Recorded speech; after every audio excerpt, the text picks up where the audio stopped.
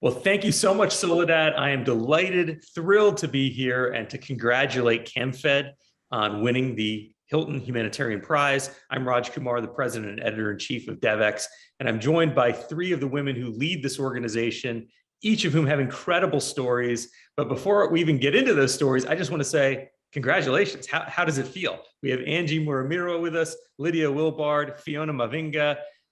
Angie, maybe I can start with you. How does it feel to win the Hilton Humanitarian Prize? We are super excited to win this. It's not just an acknowledgement of how far we have come. It's also a recognition of how far we are yet to go and the vision that we hold and the community-based model that we actually ran for girls' education and women empowerment. And so we are excited. And Angie, you know this better than anyone. You're the executive director in Africa for CAMFED, and you yourself went through the program, right? And you were supported by CAMFED, I think, to do your secondary education. What does that feel like to have gone through the program and have risen now to this role? Well, I'm very honored to be CAMFED's executive director now and to have gone through that journey and to have the responsibility to steer our collective efforts with everybody is such a privilege. But I'm really excited and honored to be doing this with CAMFED now. Yeah, and the issue, I mean, the Hilton Humanitarian Prize is obviously the most prominent prize in the world on this issue of humanitarian action. And yeah, so the world looks at who are they selecting each year as kind of an indicator of what are the big issues in the humanitarian space. And CAMFED works on girls' education. What does that mean, Angie, for you? That the fact that they've picked this issue, not just CAMFED as an organization, but this issue to highlight this year? It's an incredible opportunity. Not only does it put girls' education on the map or keep it on the global agenda, especially when there's all these other challenges that are going on, but it also goes on to strengthen the position of education as the, like what others want to say, the silver bullet to all the other social injustices that we are actually encountering as a people, as a planet. And Fiona, I just want to go to you for a moment if I can. I mean, you also went through this program. Right now, you're the founding member and executive advisor at the CAMFED Association. Just again, what does it feel like to you to be at this point where you experienced the program as a student, as a young person yourself, and are now involved in helping to build this movement, do this work in the communities where CAMFED serves? Thank you very much, Raj. I think we're very excited and honored to have received the Hilton Prize this year. It's an endorsement of how our communities are coming together behind girls to ensure that they are in school, they are learning, they are thriving. And for myself, Angie, and 178,000 others who have been supported through school by CAMFED and are now part of the alumni network, we are very excited because we want to not leave anyone behind. We want to ensure that those girls that are in the circumstances that we were in before we were supported are identified and are supported to go to school so that they become role models within their communities, just like we are. And Lydia, maybe we could just talk for a moment about what are some of the challenges that girls are facing in the countries where CAMFED works and why you need an organization like CAMFED. You yourself have gone through some of those struggles and challenges. Currently, you are the founding member of the CAMFED Association in Tanzania and the national director there. What are the girls that CAMFED works with? What are they facing in their day-to-day lives that CAMFED needs to support? Sure, Raj.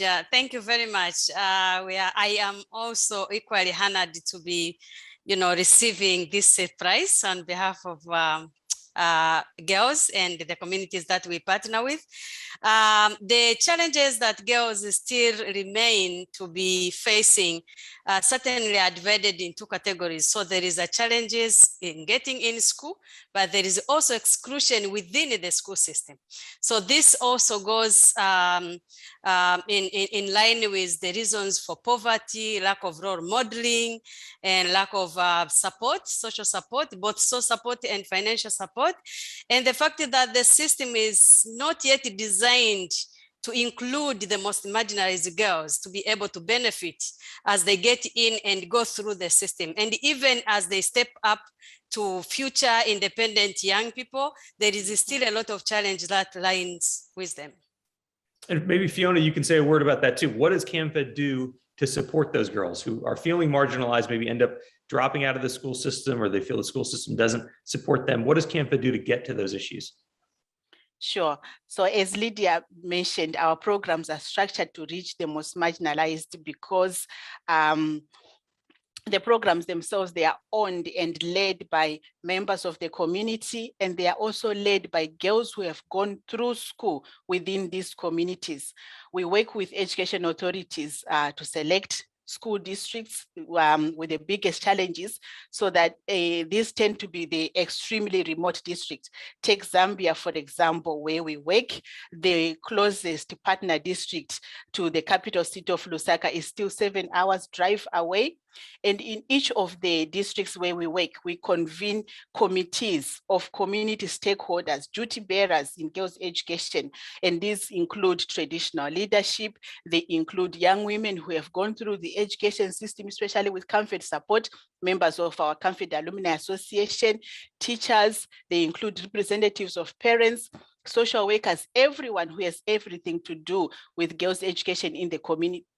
We ensure that they become part of this committee that selects and forms a wraparound bubble of support for the girl, to ensure that once that girl has been identified and supported into school, she completes and she participates, she thrives in the education. And the power of this community-led grassroots approach has proved to be critical, especially during the COVID-19 pandemic, if I must say, Raj. Our network of young women leaders with acute experience of marginalization pivoted into action when the pandemic hit, to ensure that children continued to learn and that they would return to school when schools reopened. They visited households, for example. They formed the socially distant study groups to ensure that children who do not have access to digital platforms of learning, because you might be aware that governments and other stakeholders pivoted to alternative learning methods during the pandemic, but for the most marginalized, without access to the grid for electricity, without access to internet, they were excluded from these alternative learning methods. And therefore, the members of the CAMFED Alumni Network within these communities ensured that through household visits, through socially distant study groups, they are able to ensure that children remain learning, because these children are coming from households with parents that have not been through education, so their parents are not able to support them during the school closure period. They printed learning materials, they distributed food and sanitary supplies, they sold face masks and translated health information, providing mentoring to girls to ensure that the girls can remain in school. So as a result, when schools reopened, between 94 and 99% of the girls that we support return to school, which is 20% above national average return rates, if we take Malawi, for example. That is amazing. 94 to 99% of the girls. And as you say, Lydia used the word marginalized, and sometimes it's hard to absorb. What does that really mean? And that's a great example, right? Someone who may not have parents who can help tutor them when they're out of school and schools are closed, might not have access to the internet or technology to be able to connect to their other fellow students or teachers, might not have books at home, other learning materials. And so, this organization, CAMFED, by staying connected with them, getting 94 to 99% back in school, that's an amazing achievement. Angie, I just have to mention, because Fiona actually said the words, the power of communities.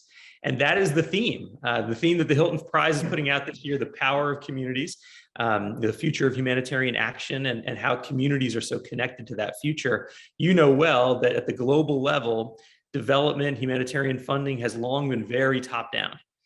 And the movement now that is, budding, and there's yet a long way to go, is to say, look, the communities that are affected need to be the people in charge. They need to have the authority to actually make decisions, because that's how you make real change. And Fiona highlighted that so well. We actually went out and asked some people in our community what they thought of this.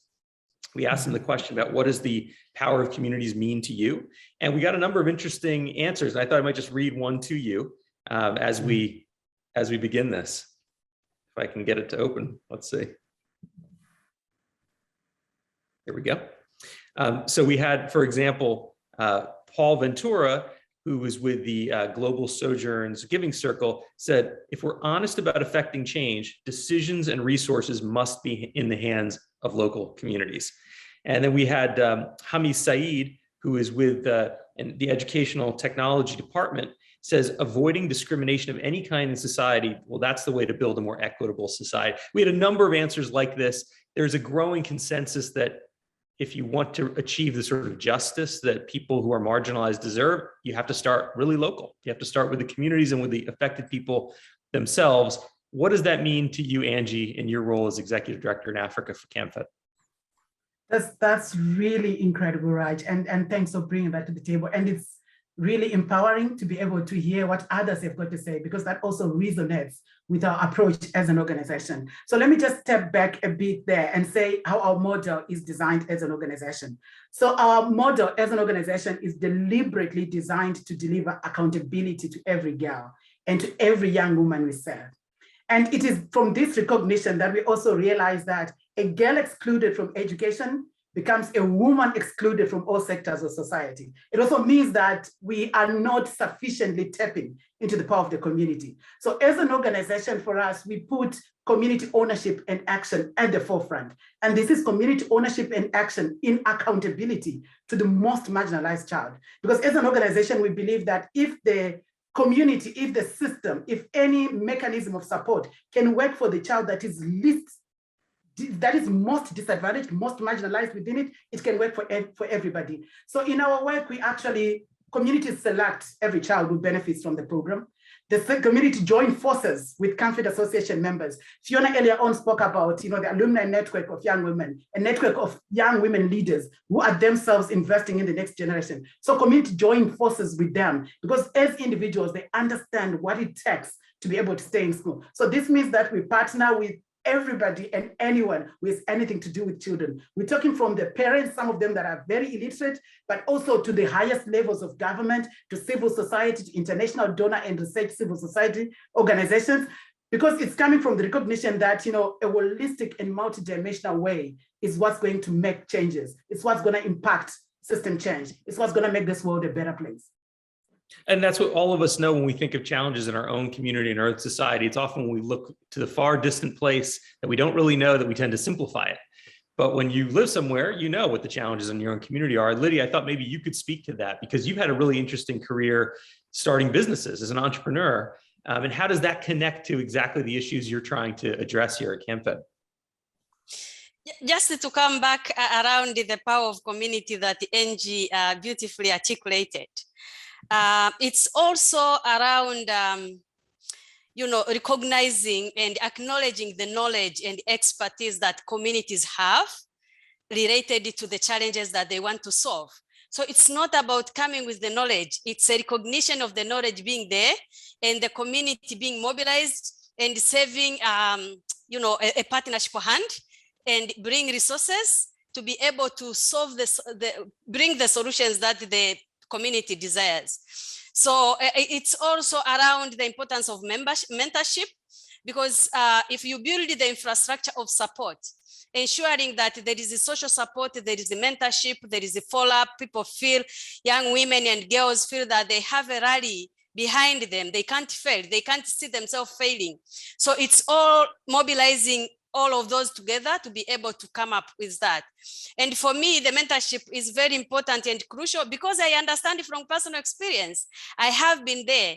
So I had the teachers, I had community members, I was raised by my auntie without my mother. So it's all this coming together for you to be able to excel.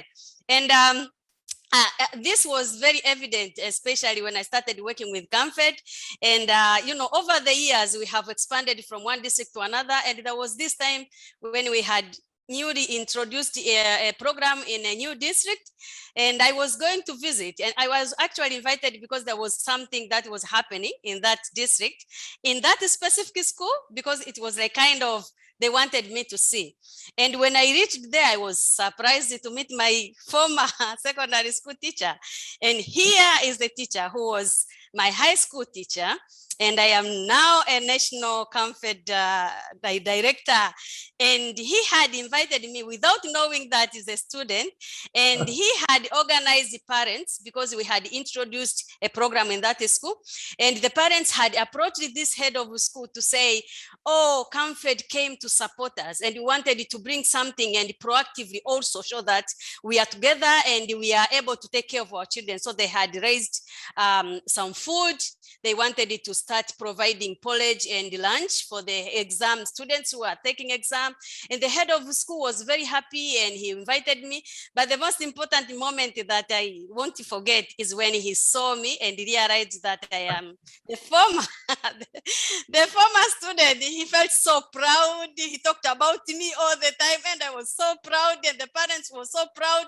There was hugs and there we connected with the community and the head of the school, and then we started talking about what more we can do together to make sure that every and each girl and marginalized children, for that matter, are able to access education. Yeah.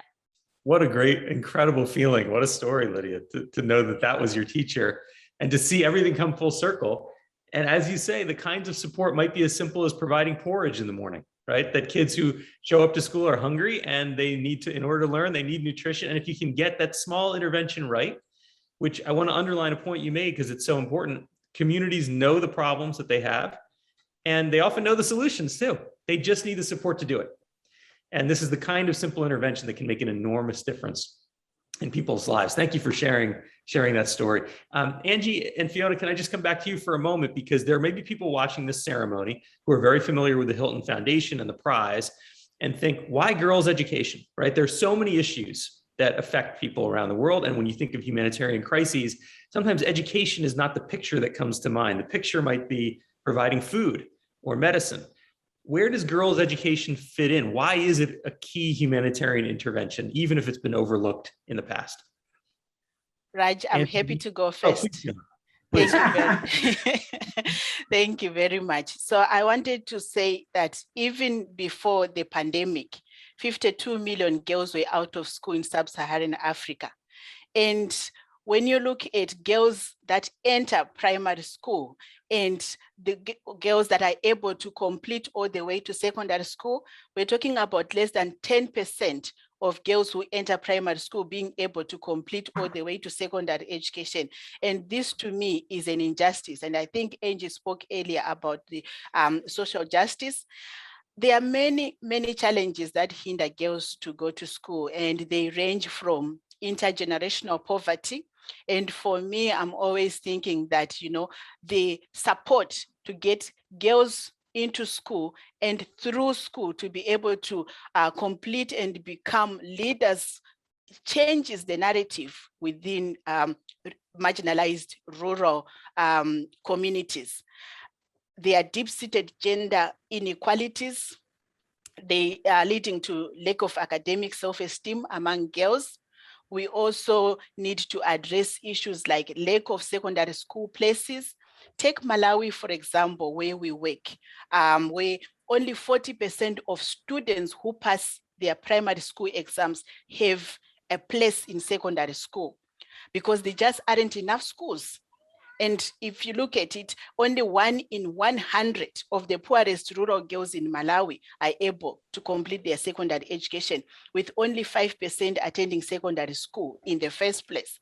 So, and even when you look at, proficiency rates, girls that are, or children that are able to read and write after completing primary school, the quality of education is not as good. There is lack of qualified teachers in these schools, lack of female role models, and long distances to school, which really preclude most girls from attending school. There is also a strict and narrow school curriculum, lack of funding for school infrastructure, which means that some schools have no safe ablution facilities or safe dormitories. And we've been partnering with communities to build safe toilets for girls, to build community hostels where girls who are coming from very distant places can be able to be safely accommodated and be able to attend school. And I just wanted to talk about how can we address this exclusion from schools. Lydia earlier on talked about exclusion from school and exclusion within the school system. And if we want to address exclusion from school, we really need to offer tailored financial material support, which includes school fees, which includes school clothing, so your uniforms, your sanitary pads, and also food and transport. In some cases, CAMFED has had to provide bicycles so that children can be able to travel to school. We also need to provide safe accommodation.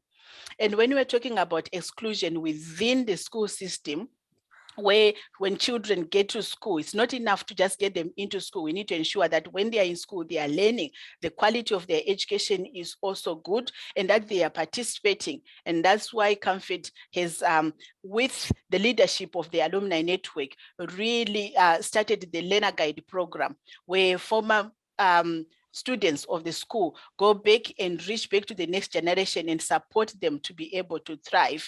We designed a life skills curriculum that is designed to improve students' confidence. It is tailored to local needs.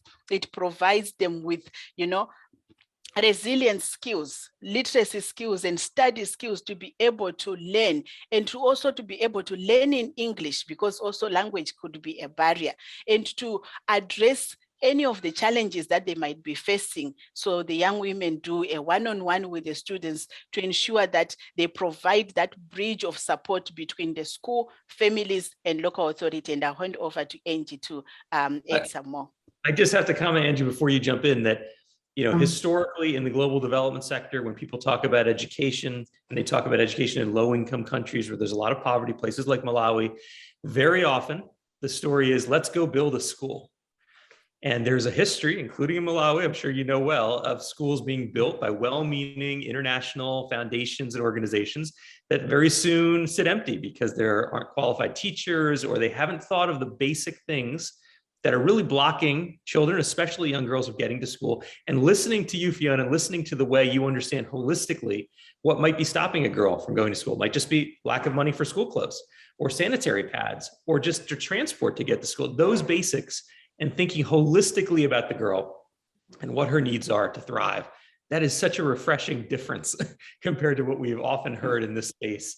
Angie, over to you. I want to hear your take on this issue. Sure, thanks so much, Raj.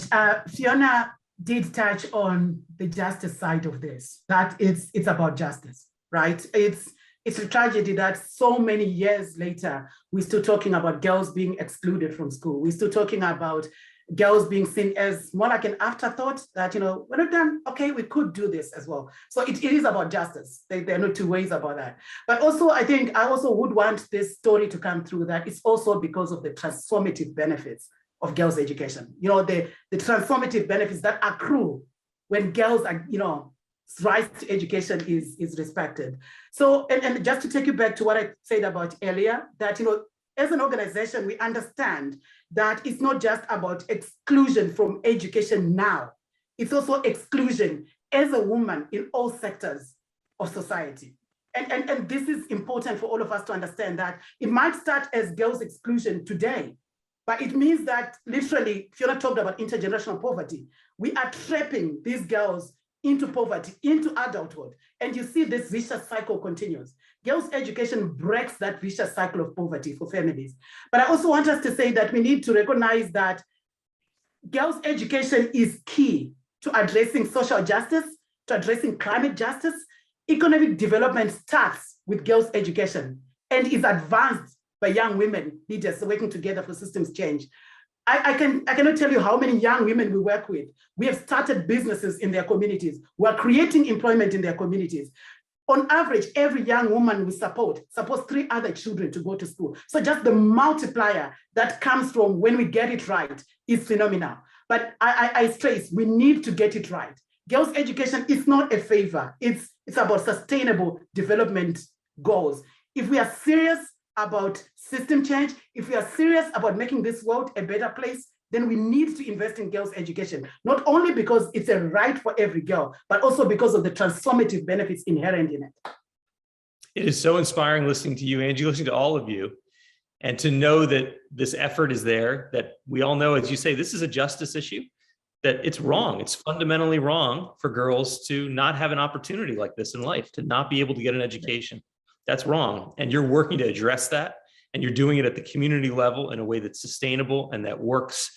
A huge congratulations again on winning the Hilton Humanitarian Prize, on sharing this story with the world, highlighting the efforts that you and your community leaders around the world are doing.